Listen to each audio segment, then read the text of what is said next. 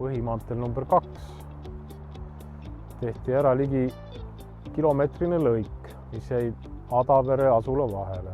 Mõlemasse lõigu otsa tehti šikaanid, et vältida kiiret autode läbisõitu, aga samas jäi kiirus 70 kilomeetri peale, mis suurendab lõigu läbilaskevõimet. Veel tehti üks tunnel ja ühendusteed tunnelisse pargis. Tööd võeti ette suurema ohutuse tagamiseks.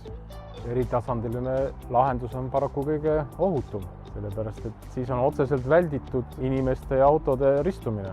Tänu ümberehitusele tekkisid ülekäiguradade asemel ülekäigukohad, mis kohaliku omavalitsuse juhi sõnul olid inimestele harjumatud. Vallavanema soovile vastu tulles lisasime sinna ülekäigurajale lisateabevahendid. Peatu vaata veendu asfaldimärgistusena ja tekkisid lisateavitused inimestele. Põltsamaa vald lubas kasutada ümbersõiduteena Pargi tänavat, mis vajalikul määral rekonstrueeriti tunneli ehitamise ajaks 35 päevaks suunati liiklus ümber.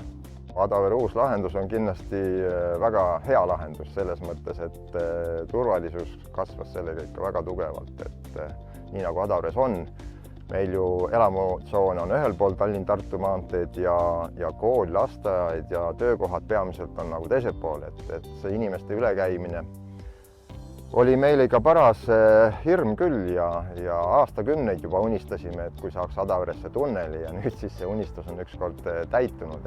Ma usun, et rahvas on rõõmus ja meil ka hea meel. Kui teetöödest üldse rääkida, siis tegelikult tehti siin kõiki teetöid, et eemaldati vana kate ja tasafreesiti ja laiendati teed ja ehitati muldkeha, ehitati uusi aluseid, paigaldati asfalti, rajati siis betoontunnel, raudbetoontunnel, rajati sadeveekanalisatsioon, rajati uus välisvalgustus, tõsteti ringi side ja elektritrasse, nii et väikse ala kohta suhteliselt palju erinevaid tööliike.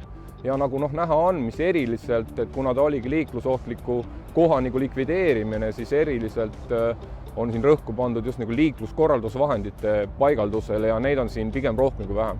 Ehituse ajal, kus oli kiire vahetähtaeg, tuli paekivi suhteliselt pinda ja me natukene kaotasime sellega aega, et seda paekivi lõhkuda ja lammutada, aga ka selle saime üle.